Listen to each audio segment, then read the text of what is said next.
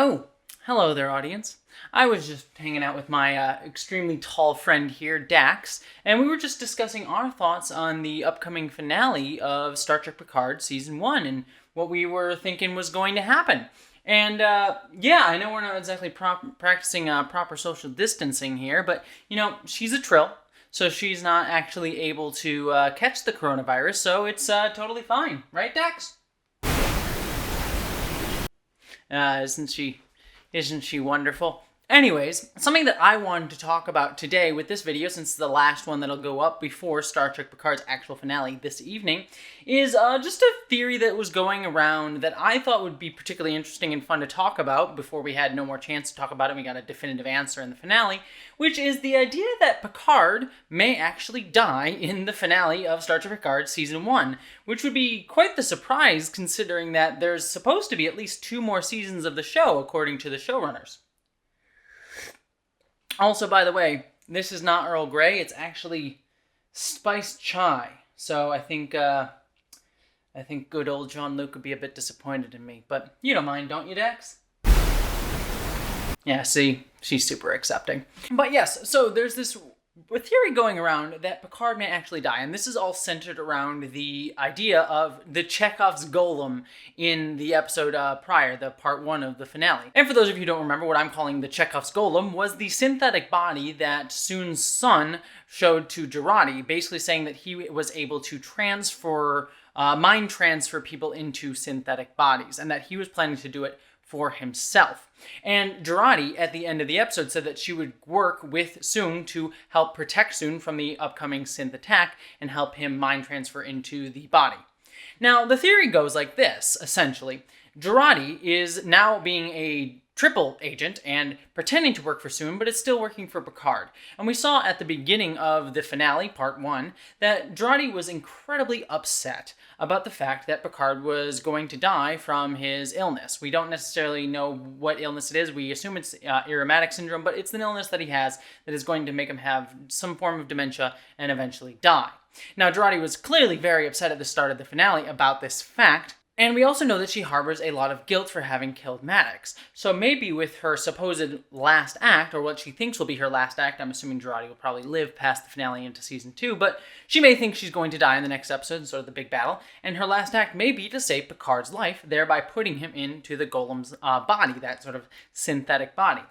Now, what would be interesting about that is actually it would enable the show to continue on without Patrick Stewart in the next season, that we'd still have Picard in this synthetic body, but it wouldn't necessarily have to be Patrick Stewart in that body. Now, I think it would also fit in really well into the themes of the show because it would actually make Picard a synthetic. It would actually make an organic character synthetic. And that very clearly plays into the themes of Star Trek Picard about, like, synthetics are just as human as anyone else, that we can be anything, they can be any type of person. And so placing Picard into the body of a synthetic would go a long way to showing the Federation that these synthetics actually are just as worthwhile as anybody else.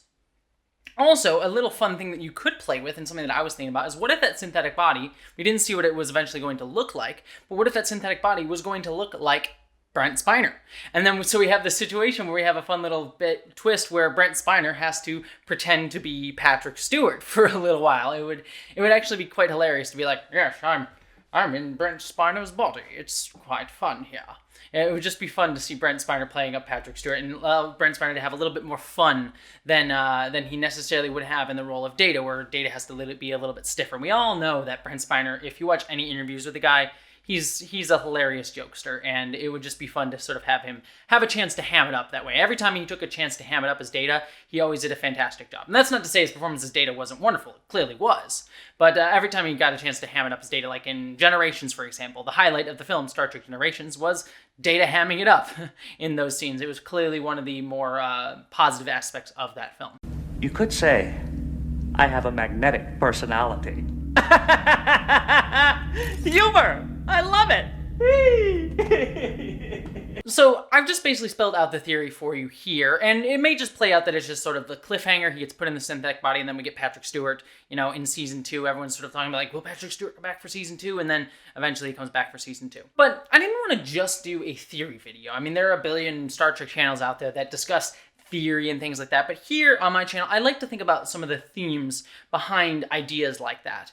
And this idea of Picard going into a synthetic body is something that somewhat irks me in an interesting way. Now, when I say something irks me or I have a possible problem with a story, most of the time, unless it's like actively harming somebody or actively hurting somebody, when I have a problem with a story, I actually find story problems to be intriguing because it creates interesting conversations. And that's what's happening here. I think this idea of Picard being a synthetic body would be kind of a bit of an issue if we looked at it in terms of the themes that were being present in the show.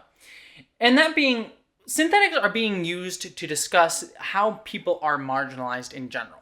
The synthetics are not necessarily supposed to stand in for any one specific group, like queer people or Muslims or Jewish people, but just marginalized people in general. And I don't know how I necessarily would feel if we did this whole "you get to walk in my shoes" sort of deal, of like, oh, we only are able to understand the synthetic's plight because we have a character that we know in those shoes. That we are placing character that we have a lot of care and thought into a synthetic shoes, and therefore now we care more about the synthetic's plight. Now, clearly, I think most of the viewers out there do care about the synthetics. I think if you're watching the show's done a decent job of making you care about Soji, and obviously Data did a lot of legwork for the synthetics before this show came about as well. But if the show in-universe tries to argue to me that the Federation only starts caring about synthetics because Patrick Stewart or Picard is now in a synthetic body, I don't know, I think that would lessen the message that they're trying to say, that it should be about learning to care about marginalized groups and learning to understand that marginalized people are just people. They are just people like anybody else. I mean, that was the story of the XBs, the Borgs. There's a brilliant line earlier on the season where Patrick Stewart says the Borg aren't monsters, they're victims. And the same goes for the synthetics. They are victims of their situation. Yes, they may do monstrous acts. I forget the more synthetic Soji character. I forget her name off the top of my head because you just met her last episode. She's clearly angling to do a genocidal act and wipe out organics, which is just as monstrous of an act. But it's definitely much more understandable coming from a place of being a marginalized group and wanting to protect yourself. So I clearly understand her motivations, if not necessarily agree with her methods or her end choice to decide to try and wipe out all organics. The point that I'm trying to make here is that we should be trying to understand marginalized people within their own terms and as themselves. We shouldn't have to do this like, oh, I walked a mile in your shoes to understand it. Now, that's not to say that that isn't worthwhile. Getting a chance to experience what a marginalized person goes through on a day-to-day basis does wonders for building empathy and sympathy. I mean, that's half of what I do here on this channel. I talk about my experiences as a trans person so that you out there in the audience can understand what it means to be a trans person a little bit more and maybe place yourselves in my shoes. I'm just saying, if the ultimate end goal of this show is to try to show a path forward, doing this whole argument of putting yourself in someone else's shoes, quite literally making yourself into that marginalized group, kind of plays more into this idea of like this making yourself the victim mindset that so many people who argue against marginalized groups have. It's like, oh, you're just putting on that identity so you get to be the victim. So I'm curious how that would necessarily play. So anyways, that's just my random thoughts on this potential possible story development for Star Trek Picard. It may not even happen in the next episode, but it was just something that I'm like, oh, that gives me some intriguing ideas and things to bounce off of, and I figured I might as well take the chance while I have it to at least kind of present them and hear what all of you have to say down in the comments, and also hear what my good friend Dax has to say, right, Dax?